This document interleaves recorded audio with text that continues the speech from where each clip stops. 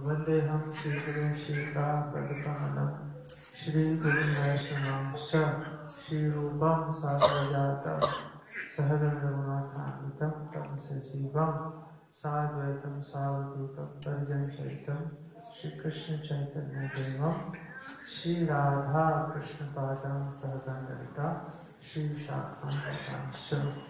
हे कृष्ण करुणा सिंधु दीनबन्धो जगत्पते गोपेश गोपिकान्त राधाकान्त नमस्ते।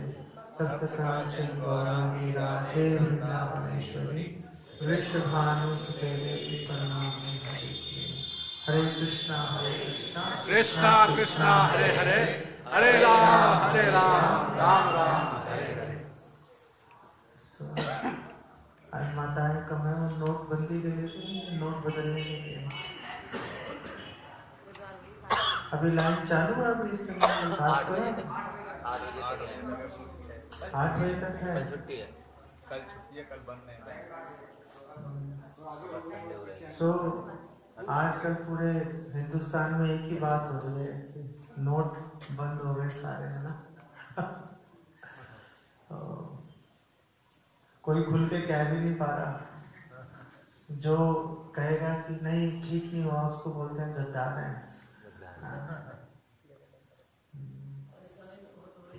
हाँ, परेशानी।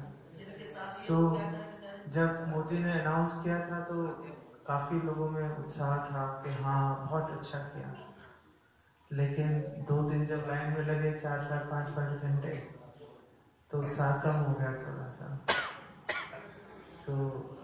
हाँ 10-10 घंटे लगे। आज सुबह हम लोग गए थे, बड़े मंदिर जा रहे थे, तो रास्ते में भी हमने देखा कि सुबह 7 बजे लोग बाहर लाइनों में लगे हुए थे। 8 बजे से 7 बजे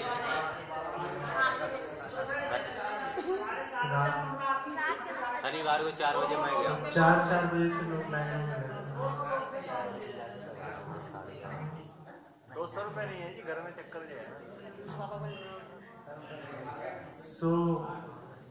ये नोटबंदी सही हुआ कि खराब हुआ? आगे असर पड़ेगा। पूरा देश जो है वो इसी विषय पे बात कर रहा है कि पूरा देश इसी विषय पे बात कर रहा है कि ये नोटबंदी सही हुआ कि खराब हुआ।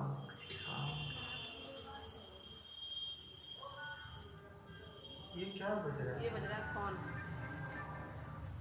ये फोन है।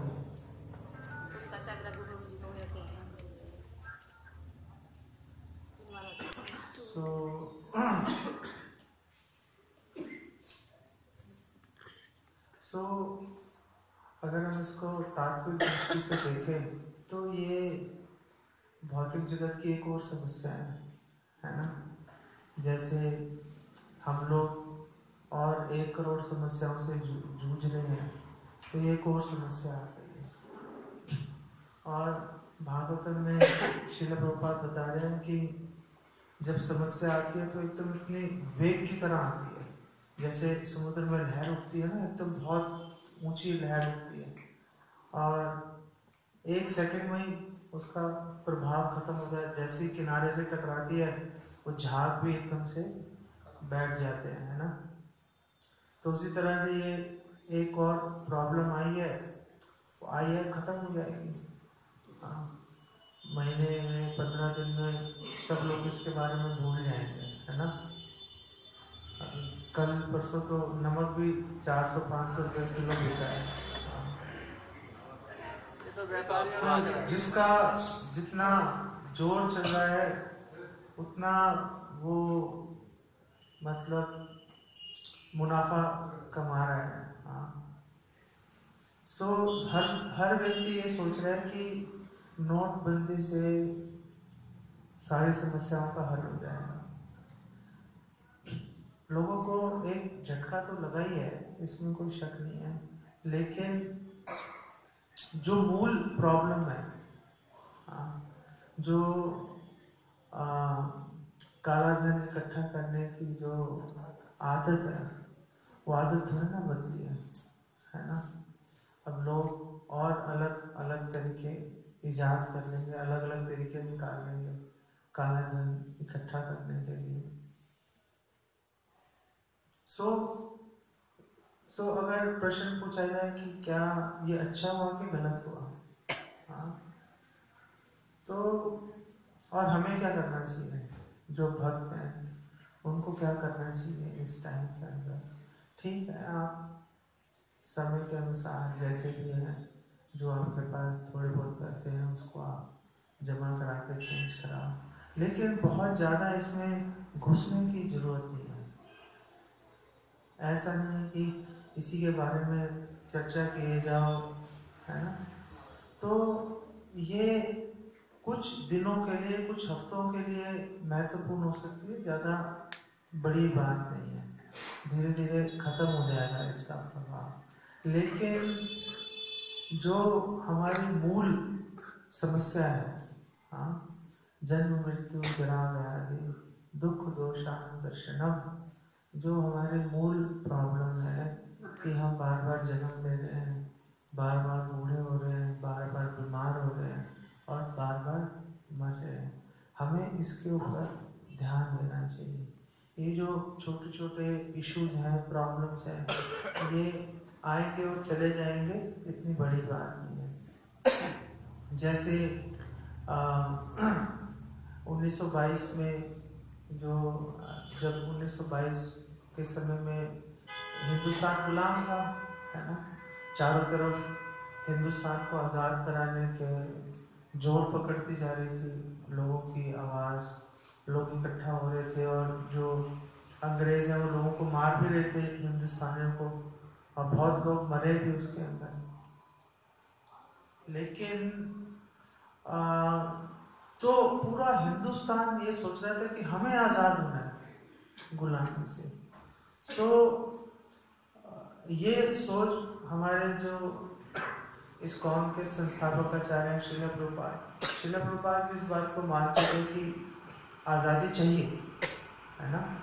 तो जब 1922 में श्रील प्रभुपाद मिले अपने गुरु से, श्रील भक्ति सिद्धांत सरस्वती ठाकुर से, कैलकाटा में मिले थे, उल्टा डिग्री में एक जगह है उल्टा डिग्री, सो वहाँ पर मिले, छत पर मिले थे मकान की। सो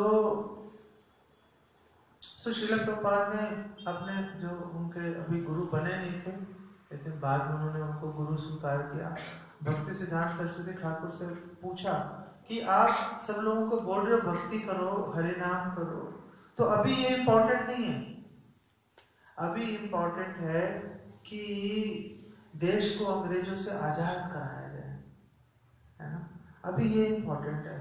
तो आप इसमें क्यों नहीं सहयोग कर रहे? आप लोगों को अभी भी इस नाजुक समय में भी आप लोगों को ये क्यों बोल रहे हो कि देश को आज़ाद कर, कि हरि नाम करो, भगवान का नाम लो। तो श्रील भक्ति सिद्धांत सरस्वती ठाकुर ने उनसे पूछा कि आप भी अपने आप को गुलाम महसूस कर रहे हो क्योंकि आप हिंदुस्तान में पैदा हो गए हो, है ना, लेकिन पिछले जन्म में आप कहाँ थे, कहाँ आपका जन्म हुआ था पता नहीं है, अगला जन्म कहाँ होने वाला वो भी पता नहीं है। तो ये जो गुलामी है ये टेम्परेरी है, ये कुछ समय के लिए, है ना। सो हमारी जो मेन प्रॉब्लम है कि हमें इस भौतिक शरीर से आज़ाद होना चाहिए, हमें ऐसे स्थान पर जाना चाहिए जहाँ पर ये प्रॉब्लम्स नहीं है। तो श्रील प्रभुपाद ने इसको स्वीकार किया, उन्होंने बोला आपकी बात सही है कि ये जो छोटी छोटी नश्वर कुछ दिनों की, कुछ महीनों की प्रॉब्लम्स है, उससे बहुत ज़्यादा प्रभावित होने की आवश्यकता नहीं है। तो श्रील प्रभुपाद ने उनकी बात को स्वीकार किया, अपने गुरु की बात को, और उन्होंने भी भक्ति जो है प्रचार आरंभ किया उन्होंने। सो हम लोगों का भी एक कर्तव्य है कि जो भी हमारे घर में जो प्रॉब्लम्स होती हैं, हमारे बिजनेस में प्रॉब्लम्स होती हैं, या अब जो ये नोट बदलने का है, इसमें आप लोगों का कुछ रोल नहीं है, आप लोगों ने कुछ नहीं किया। आपको सिर्फ एक ही गलती कह लो कि आप हिंदुस्तान में पैदा हो गए, तो नोट बदलने के लिए आपको भागना पड़ रहा है। लेकिन जो लोग हिंदुस्तान में पैदा नहीं भी हुए थे, जो आजकल भारत घूमने के लिए आए हुए थे, वो भी फंस गए। तो उनके भाग्य में लिखा हुआ था प्रॉब्लम फेस करना नहीं, तो बिना आपके मेरे कुछ किए हम लोग की समस्या में आके फंस गए। तो हम क्यों फंसे इस समस्या में, दूसरे क्यों नहीं फंसे? हम लोग इसलिए फंसे क्योंकि हमारे भाग्य में लिखा हुआ था, है ना। हमें ये तकलीफ, ये दुख हमें सहना ही था, है ना। सो ये कारण नहीं होता, कुछ और कारण बन जाता, लेकिन दुख हमें सहना ही पड़ता, है ना। तो ये भगवान इतने व्यवस्थित ढंग से पूरी व्यवस्था चलाते हैं कि करोड़ों 120 करोड़ लोगों को उन्होंने एक साथ एक प्रॉब्लम में डाल दिया, है ना, अपने किसी कष्ट को भोगने के लिए। कोई और व्यक्ति में इतनी सामर्थ्य, इतनी क्षमता नहीं है कि वो ऐसे कर दे। चाहे हम कुछ गलती करें चाहे नहीं करें, हमारे पर कई बार समस्याएं आकर लद जाती हैं, हम समस्याओं से घिर जाते हैं, उसके पीछे उसको सॉल्व करने के लिए दौड़ने लगते हैं। अब भागवतम में कहा भी क्या है, पदम पदम व्यतिता, कदम कदम पे खतरा है यहाँ पर। ऐसा नहीं है कि आपने एक कदम आगे रखा तो प्रॉब्लम नहीं आएगी, कुछ भी प्रॉब्लम आ सकती है कभी भी, है ना। आप टीवी न्यूज़ चैनल कभी अगर आप देखो तो इंटरनेट देखो तो वहाँ पर सारी खराब न्यूज़ ज़्यादा है, अच्छी न्यूज़ कम है। अब पीछे मुझे कोई बता रहा था कि एक चैनल ने शुरू किया है, सिर्फ अच्छी न्यूज़ ही दिखाएगा, वो खराब न्यूज़ दिखाएगा नहीं। वो कहता है कि सब लोग परेशान हैं कि सब जगह से खराब न्यूज़ ही आ रही है, अच्छी खबर ही नहीं आ रही कहीं से। तो उन्होंने आधे घंटे का ऐसा समय रखा है जिसमें वो सिर्फ अच्छी खबरें सुनाएंगे, ताकि लोगों को लगे कि यार कुछ अच्छा भी है यहाँ पर, नहीं तो सारा खराब ही दिखाई दे रहा है। इसने उसको मार दिया, वो चोरी हो गई, डाका पड़ गया। आजकल तो सीसीटीवी कैमरे में भी कई बार फोटो आ जाती है चोरी करते हुए। लेकिन हमारे बामनों को प्रभु की फोटो नहीं आई, तो मोबाइल चोरी हो गया। तो चोरी होना था, किस्मत में ऐसा था कि नुकसान हो तो हो गया। अगर हम कुछ भी, अगर हम ऐसा नहीं सोच सकते कि मेरे ऊपर ये कष्ट आया तो इस कष्ट के पीछे ये कारण रहा। कई बार वो कारण दिखता है लेकिन ज्यादातर कारण नहीं दिखाई देता, है ना। हम सिर्फ हमारे पास क्या ऑप्शन रहती है, हमारे पास क्या विकल्प है कि हम उस समस्याओं का सामना करें, बस, उससे ज्यादा कुछ नहीं है। लेकिन हमें जो मानव शरीर है ये समस्याओं का सामना करने के लिए नहीं मिला, है ना। मानव शरीर हमें मिला है कि ये समस्याओं का सामना भी करें, और लेकिन जो मुख्य जो ऊर्जा है मानव जीवन की, वो हम लगाएं कि चलो इस बार तो हम फंसे हुए हैं, अभी तो झेलना पड़ेगा, क्या करें, नहीं जा सकते छोड़ के। लेकिन ऐसा कुछ कार्य करें कि ये शरीर छूटे तो दोबारा से ऐसी समस्याओं का सामना नहीं करना पड़े, है ना। तो ये जो भी समस्याएं हमें आ रही हैं, आती रहेंगी, और अगर हम जैसे जीवन चला रहे हैं, अगर हम ऐसे जीवन को चलाते रहेंगे तो हमें बार बार ये प्रॉब्लम्स फिर से आती रहेंगी। तो हमें कुछ ऐसा करना पड़ेगा कि ये प्रॉब्लम्स आनी बंद हो जाए, है ना। कभी तो इस प्रॉब्लम के ऊपर फुल स्टॉप लग जाए, है ना। तो गरुड़ पुराण में भी लिखा है कि हम कितने भी, और जो भी प्रॉब्लम्स है वो हमारे कर्मों की वजह से है ना। हम दो ही तो कर्म करते हैं, है ना, एक अच्छा और एक। जैसे अगर किसी ड्राइवर से पूछा जाए तो उन्हें अपनी जिंदगी में कितने मोड़ काटे हैं, तो कोई बोलेगा इसका आंसर कैसे हो सकता है, हमने करोड़ों मोड़ काटे हैं। लेकिन कोई अनुभवी व्यक्ति होगा, बोलेगा मैंने दो ही मोड़ काटे हैं, दाएं और बाएं।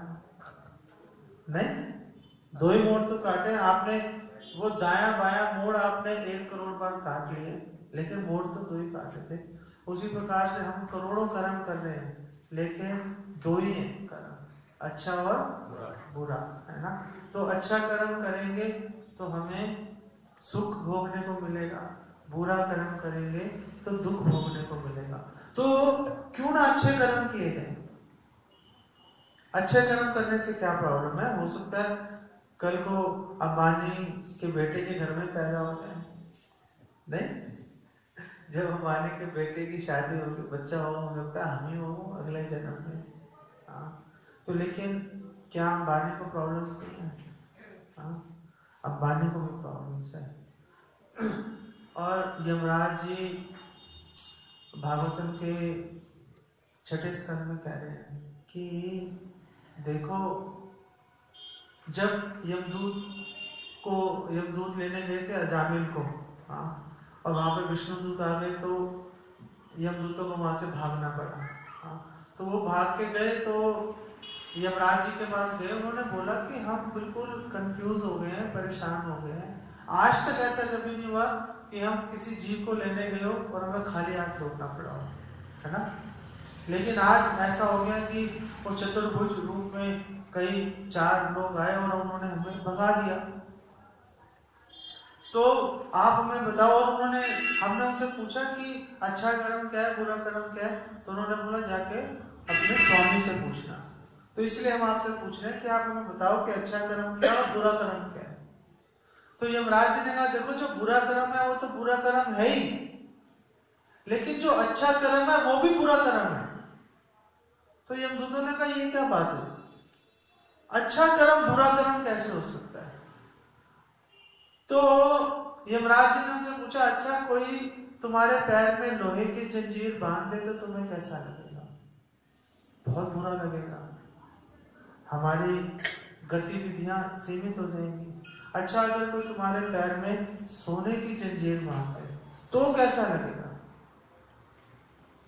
कैसा लगेगा अगर आपके पैर में सोने की जंजीर बांध दी?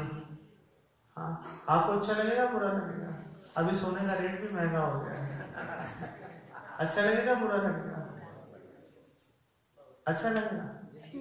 पैर में जंजीर बांधिए, गले में लटकाने के लिए नहीं।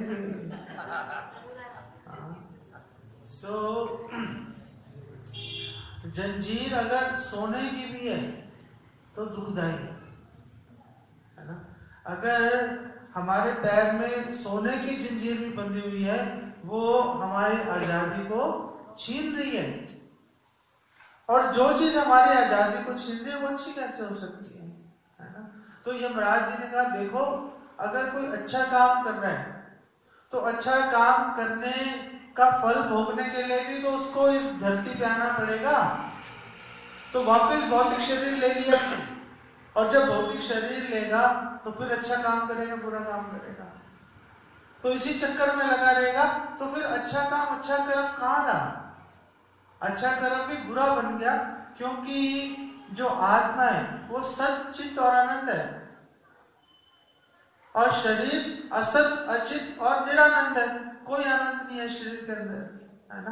कभी किसी एक घुटने में दर्द है, कभी पैर में दर्द हो जाता है, कभी पीठ में दर्द हो जाता है, कभी बुढ़ापा आ गया, बीमारी आ गई, हर तरफ से प्रॉब्लम्स ही प्रॉब्लम्स है। एक सच्चित और आनंद वस्तु को अगर हम असत मतलब नश्वर, अचित मतलब नॉलेज ही नहीं है, ज्ञान नहीं है क्या करना है क्या नहीं करना, और निरानंद चीज के अंदर डब्बे में बंद कर देंगे, तो वो उसको फायदा हो रहा है कि नुकसान हो रहा है?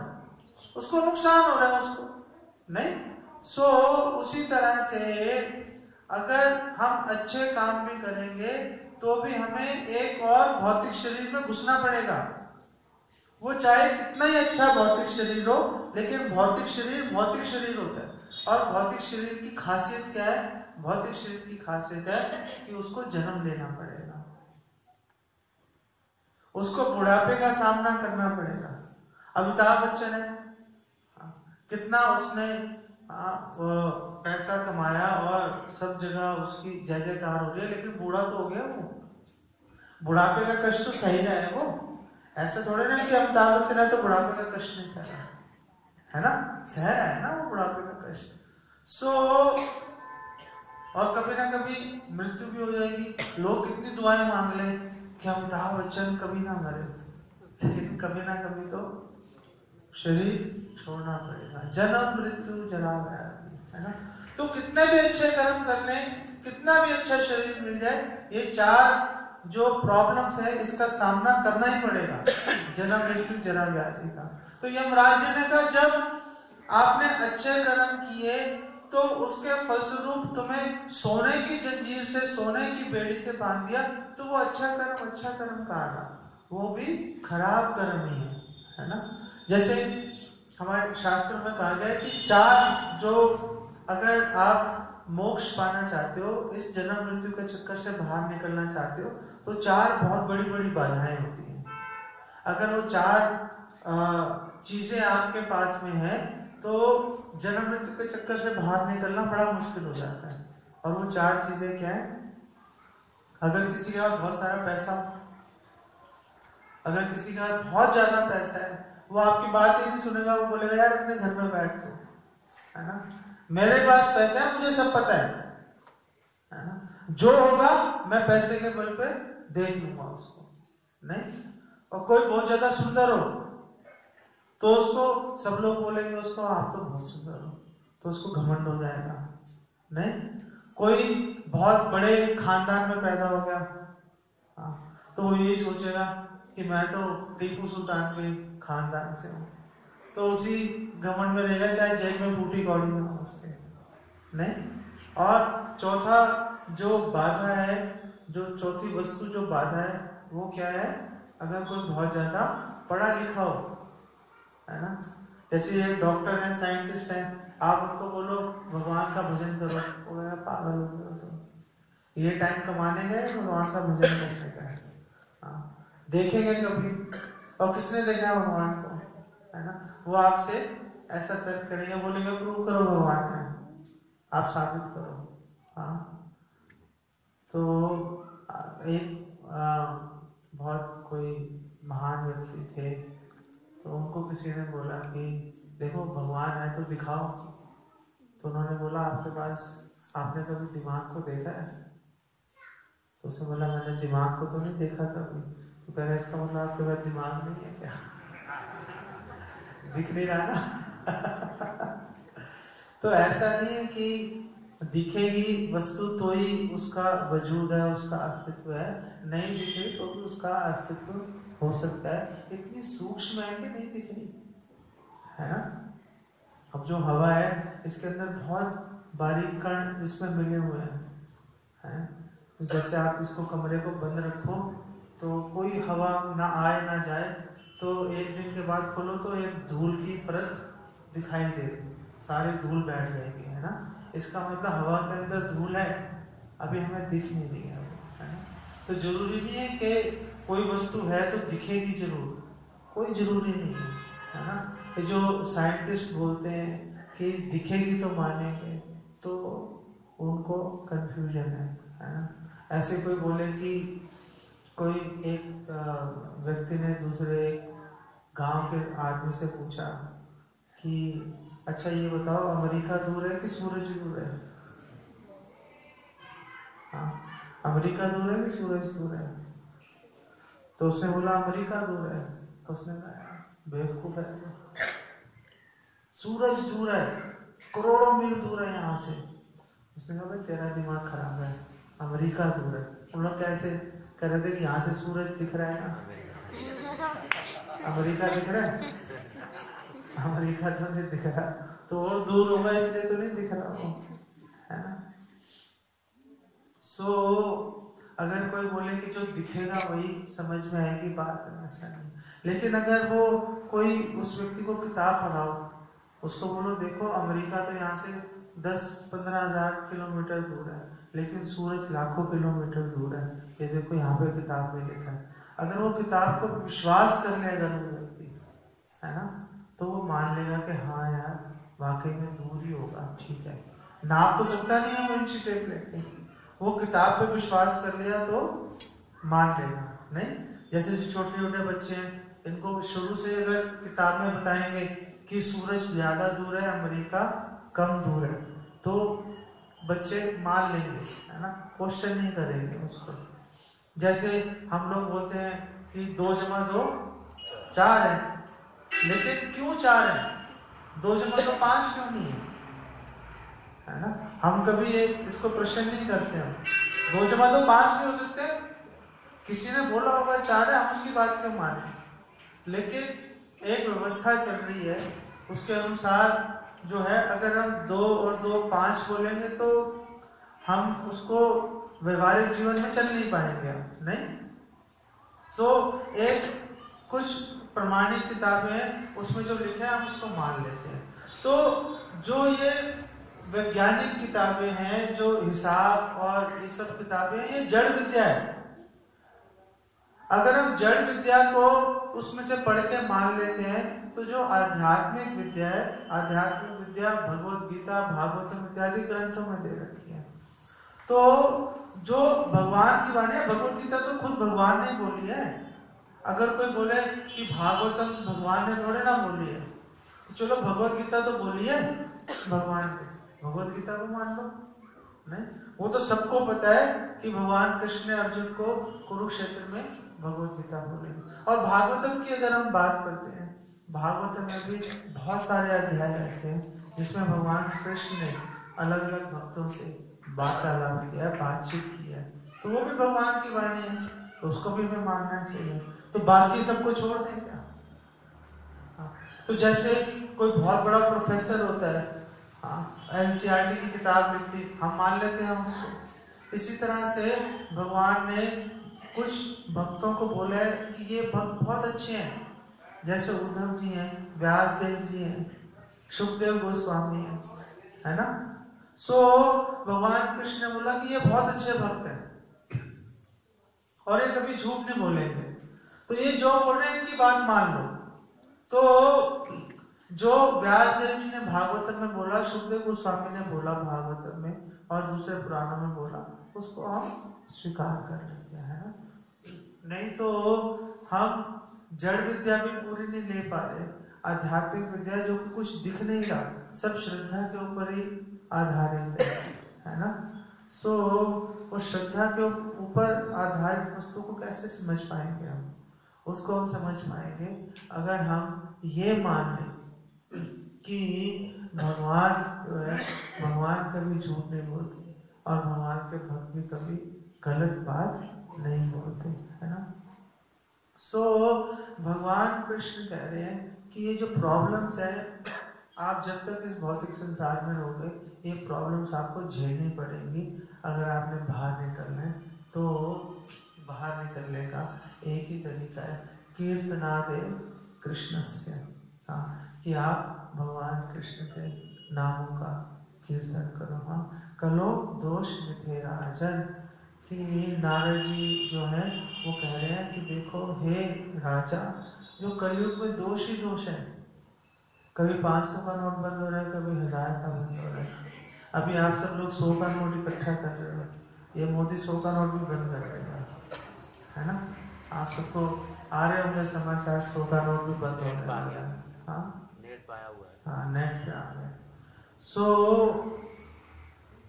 कलो दोष निधे राजन, एक कलयुग में दोष ही दोष है। आप एक समस्या का समाधान ढूंढोगे, एक और समस्या सामने आके खड़ी हो जाएगी, है ना। सो अस्ति ही एको महान गुना, लेकिन एक महान गुण है इसके अंदर। सारे दोष ही दोष है, एक महान गुण है, वो क्या है? कीर्तनादे कृष्णस्य। अगर हम भगवान कृष्ण के दिव्य नामों का कीर्तन करेंगे, हरे कृष्णा कृष्णा कृष्णा हरे हरे, हरे राम राम राम हरे हरे। अगर हम भगवान के दिव्य नामों का जप और कीर्तन करेंगे तो क्या होगा? मुक्त संगा, हम इस भौतिक शरीर और इस भौतिक शरीर की असुविधाओं से मुक्त हो जाएंगे, है ना? तो मुक्त होकर क्या करेंगे? कहाँ जाएंगे? हाँ, परम ब्रजेत, हाँ, हम भगवान के धाम चले जाएंगे। कीर्तनादि कृष्ण से मुक्त संगा परम ब्रजेत, भगवान के धाम चले जाएंगे। परम ब्रजेत मतलब, ब्रजेत मतलब जाना, और परम मतलब भगवान का धाम, वैकुंठ धाम, हम भगवान धाम चले जाएंगे। मैं आपको ये नहीं कह रहा कि आप जो जीवन की समस्याएं हैं उससे संघर्ष मत करो। आप संघर्ष करो, जीवन की समस्याओं का सामना करो, लेकिन ये भी समझ लो कि आप जीवन की समस्याओं से कभी भी पार नहीं पा सकते, है ना? आपको कुछ काम ऐसा करना पड़ेगा जिसका फल अक्षय है, अक्षुण है, जिसका फल, है ना? जिसका फल ना तो घटता है और ना ही खत्म होता है। और वो क्या है? स्वल्पमपि यस्य धर्मस्य, धर्म का पालन करो। और धर्म क्या है? भगवान की वाणी। धर्मम तो साक्षात भगवत प्रणीतम, जो भगवान की वाणी भगवान ने स्वयं बोली है और अपने भक्तों के माध्यम से बोली है, अगर हम उसको स्वीकार करेंगे, उसका पालन करेंगे, अगर हम, नेहा भीक्रम नाशोस्ति प्रत्यवायो न विद्यते, तो जो हम भगवान की और भगवान के भक्तों की वाणी के अनुसार अगर हम जीवन बिताएंगे तो नेहा भीक्रम नाशोस्ति, तो उस फल का कभी नाश नहीं होगा। प्रत्यवायो न विद्यते, प्रत्यवायो न विद्यते मतलब कभी भी नहीं होगी, है ना? आप जो हरे कृष्ण मंत्र का जप करते हो, वो जप का जो फल है वो ना तो कभी घटेगा और ना ही कभी उसका नाश होगा। जिस तरह से भगवान शाश्वत नित्य है, उसी तरह से भगवान का नाम भी शाश्वत और नित्य है। कैसे हमें पता चलता है? हमें शास्त्रों से इसकी जानकारी मिलती है, जहाँ पर बताया गया नाम चिंतामणि कृष्ण